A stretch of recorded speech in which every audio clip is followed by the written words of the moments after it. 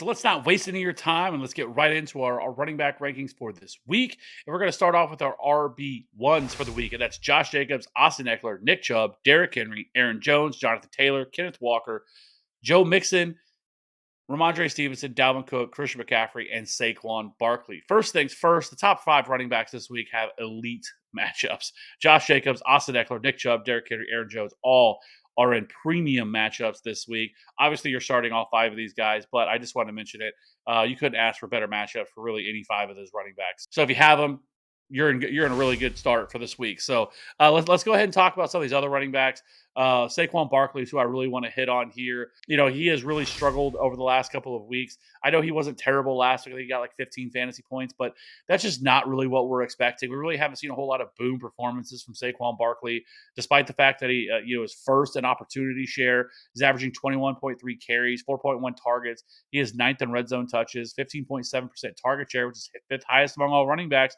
Like all the marks are there, but the injuries they've had to their offensive line has really affected Saquon Barkley and their offense in general. They're missing a lot of weapons. They don't have Sterling Shepard. They lost Wan'Dale Robinson. They're out there running out guys, that were practice squad guys, as wide receivers. So it's really hurting them quite a bit.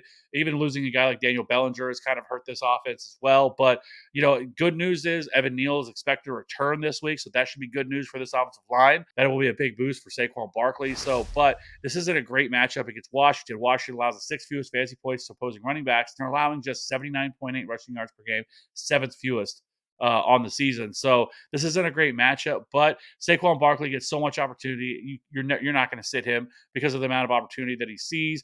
You just hope that maybe with the getting some of this offensive line back healthy, that maybe Saquon, if he can break off a long touchdown run or something like that, he has to find the end zone, because other than that, he hasn't been great, because over his last 4 games, he's averaging 14.7 fantasy points per game, which is RB21 since week 8. Not great, Bob. Let's keep it moving here and let's talk about let's go over to our RB2s. And that starts things off with Travis Etienne, Tony Pollard, Alvin Kamara, Miles Sanders, Isaiah Pacheco, Jeff Wilson, Rashad White, David Montgomery, Brian Robinson, Jamal Williams, Damian Pierce, and Ezekiel Elliott. So first things first, start off with Travis Etienne. We'll have to see if he will be available this week. After the game, it was reported that he was actually available to return to this past weekend's game against the Ravens, but the Jaguars decided to play it safe with him and not bring him back, which was frustrating because we saw Michael Hasty scored 20 fantasy points. Travis Etienne owners were a little upset with that, but I get it. But regardless of that, he did say after the game that he will be good to go, ready to roll this weekend against Detroit. Travis Etienne on the year is averaging almost about 60% of the opportunities from this backfield, seeing about 16 touches per game. He is 9th in red zone touches. He's 9th in rushing yards per game on the season. He's also 20.2 receiving yards per game at 13.9 fantasy points per game. He has been pretty efficient this year, 18th in yards created per touch, 7th in breakaway run rate. He's a home run waiting to happen every time he touches the ball. He has also 18th in yards per route run. Now, Detroit's actually been better against the run, especially lately. They've really done a really good job over the last 4 or 5 weeks of bottling up opposing running backs, and we've seen some pretty good ones face them, and they've done absolutely nothing. Saquon Barkley is involved in that. Aaron Jones did nothing against them whenever they faced them. So even despite the fact, when you look, he said Detroit allows the 12th most fantasy points to running backs, 11th most rushing yards, and 3rd most touchdowns. That was earlier in the year. Right now, they've just really kind of done a lot better at cleaning things up. So Travis Etienne, I still think, is a pretty decent RB2 option this week as long as he returns. Next up, let's talk about Alvin Kamara. This has been super frustrating with him. He's 4th among all running backs in opportunity share. He just hasn't been great. He's been very boom or bust for the most part. 13.8 carries per game, 6.4 targets per game, which is 3rd most. He's also 3rd in target share with 20% target share in this offense. And he's also averaging 42.8 receiving yards per game. Here's the problem. He's only scored 3 touchdowns this year. He scored all 3 of them in one game. Other than that, he has been goose-egged every single week, and it's because his offense has been so bad. He's still 16.3 fantasy points per game. This is a really bad matchup this week against the Bucs. The Bucs allow the 4th fewest fantasy points to opposing running backs. They also allow the 4th fewest touchdowns. It just isn't a great matchup with a really bad offense. So it's hard to feel great about Alvin Kamara, but he sees so much opportunity. Again, not a guy you're probably going to sit, but I am lower on him than consensus. Let's keep it moving here, and let's talk about Rashad White. Now we'll have to see if Leonard Leonard Fournette is able to return. Even if he does, I still feel pretty confident Rashad White, is going to still be the lead back here. I think they'll probably ease back in Leonard Fournette. It wouldn't surprise me either if he just misses. But regardless of that, this week, on the opposite side of this game, it's a little bit different of a story. Over at Rashad White's last 4 games, he's averaging 12 carries, 3.75 targets per game, and 11 fantasy points per game. He's also 15th in receiving yards and 19th in yards per route run. The Saints are 23rd in rush DVOA and 28th over the last 4 games in DVOA. So they have struggled against opposing running backs. So Rashad White, especially as a pass catcher here, makes a lot of sense. Right now I have him as a little bit lower of an RB2, and that's basically because I expect Leonard Fournette to return and need a little bit into his opportunities. But if he doesn't, I think he gets moved back up into a solid RB2 option this week. So let's keep it moving. Let's talk about Isaiah Pacheco versus Cincinnati. Last 3 weeks, he's averaged 17.6 attempts per game, 86 rushing yards, 1 touchdown, and 10.8 fantasy points per game. They face a Cincinnati defense that is 15th in rush DVOA. They'll have the 13th fewest rushing yards, the 7th fewest touchdowns, but the 16th most fantasy points to running backs. They're kind of a middling, run defense this week. But obviously, when you have Patrick Mahomes, it does tend to open things up for opposing running backs because you just can't stack the box and think we're just going to try to stop the run. So with Isaiah Pacheco, I think he continues to be a really solid kind of back end RB2 option for people, or a flex option for most people, probably because you've been stashing him on your bench all year. They did bring in Melvin Gordon, signed him to the practice squad. He's not going to play this week, so that he doesn't even matter. And I'm not even really worried about Melvin Gordon long term. I think he's much more of a probably insurance policy, especially with Ronald Jones, to kind of see what Ronald Jones has. Because Ronald Jones has been a healthy scratch all year. He's only playing right now because of Clyde Edwards-Helaire with his injury. So about David Montgomery. David Montgomery is in a great spot. I should probably have him a little bit higher, but I'm just don't know what's going to happen with the quarterback situation. He has 57.1% of the opportunities from this backfield. He's 16th in red zone touches. He's averaging just under about 70 yards per game, 3 touchdowns, 10.5 fantasy points per game. He is 7th in missed tackles forced as well, and 26th in yards after contact per attempt. But he's 50th in breakaway run rate, which isn't really that big of a deal. But we know he's not that. That's not his bag. But he gets a great matchup this week. We just saw Miles Sanders crush that run defense. They'll have the 6th most fantasy points, the 3rd most rushing yards, and the 13th most rushing touchdowns. So the question is, why don't I have him higher? I just don't love, if there's going to be Trevor Siemian. I think it changes things a little bit. We'll see how this dynamic of this game is going to play out, because it's possible, too, that Aaron Rodgers misses, which then would probably make me like David Montgomery more, because I think it's probably a more positive game script. Because with Aaron Rodgers, I think that you could see this Bears team get down quickly, which would then, really limit David Montgomery and his upside. So great matchup. I still think he's a pretty solid play this week, but I'm just not really sure where to put him right now just because of the situation. So great matchup. If you got him, you're probably going to play him because of how good this matchup is. Lastly, let's talk about Dameon Pierce among our RB2s. Listen, he has a great matchup this week. Cleveland is 2nd most fantasy points to running backs, the 6th most rushing yards, and the 2nd most rushing touchdowns on the season. The problem is the Texans are just terrible. They're dog shit. I mean, it just is what it is at this point, right? Like, I wish it was different. And it's not even Dameon Pierce. Dameon Pierce is still a great running back. He's been really good this year.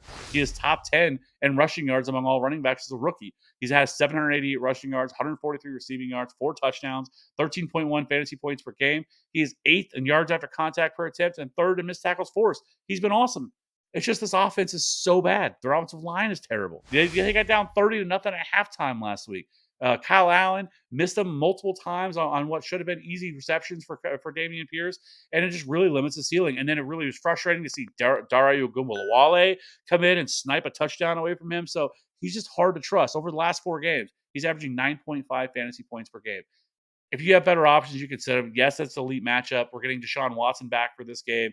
I don't really know what to expect from him either. It is a great matchup. I get it, but I just can't trust him anymore. Anyways, let's keep it moving here. Let's talk about some of our RB3s so we can wrap this thing up really quickly and get out of here. Firstly, I just want to talk about the Washington situation. The Washington running backs are in play this week. Get a really good matchup against the New York Giants. They'll have 10th most fantasy points to running backs, 4th most rushing yards, 8th most touchdowns.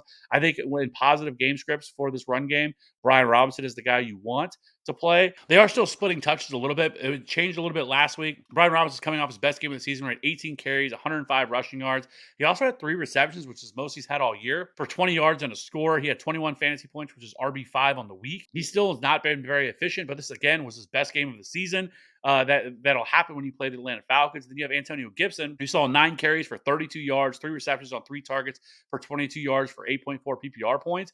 I do have Brian Robinson ranked higher this week. This is a more favorable matchup against the New York Giants offense. It's just not very good. I think in game scripts where you could probably project them playing from a little bit more behind, I think that's when Antonio Gibson really shines. So let's keep talking about this Pittsburgh situation.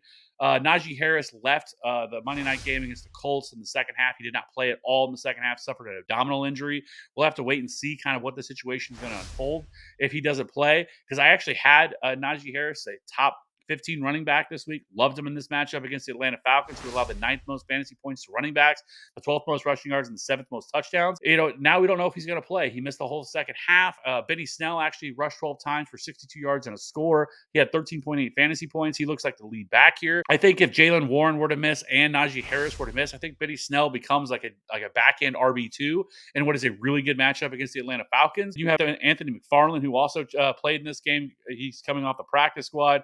He had 6 carries for 30 yards. He also was targeted 2 times for 2 receptions and 11 yards for 6.1 fantasy points. So I think Benny Snell's the guy you're going to want here. I think is a decent option this week. We'll just have to see how all this plays out. And again, if Najee Harris does play next week, he's a top 15 running back option. Lastly, you have Jordan Mason against Miami. I'm not playing Jordan Mason. I know Elijah Mitchell's going to be out for 6 to 8 weeks. This ain't the matchup to do it in. Miami is 12th in rush DVOA, 9th fewest fantasy points, and the 2nd fewest rushing yards to running backs. I know there's been a lot of talk about Jordan Mason. He's an undrafted free agent at Georgia Tech.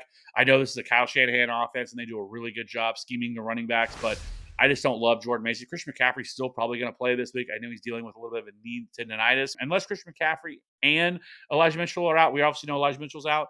Then maybe Jordan Mason becomes a little bit more intriguing just because he's going to be maybe the only guy there. I don't love it if Christian McCaffrey's going to play. So I think you can avoid Jordan Mason.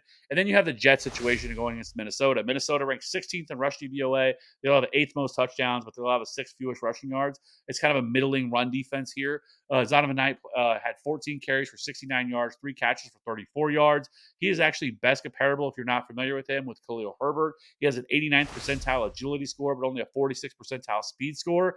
We'll have to see here how this is going to shake out. James Robinson was a healthy scratch because he's looked terrible. That's probably why the Jaguars traded him. Zonovan Knight was obviously the lead back here once that happened.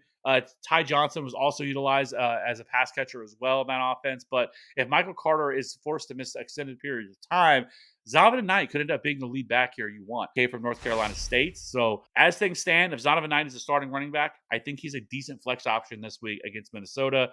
He has proven that he can be a pass catcher as well with his 3 catches for 34 yards. So he definitely looked pretty good in this in this last week game against Chicago. Obviously a much better matchup. Chicago struggle to stop the run. So that's kind of where I check in on these guys. So anyways, if you have any questions, please leave them in the comment section below. We'll answer any start-sit questions you guys may have, trade questions, free agents, whatever you may have. We'll help you out. Let's try to get a win this week. We're almost to the fantasy playoffs here. So if you're struggling kind of on that borderline of getting in, hit us up in the comments. We'll do whatever we can to help you out.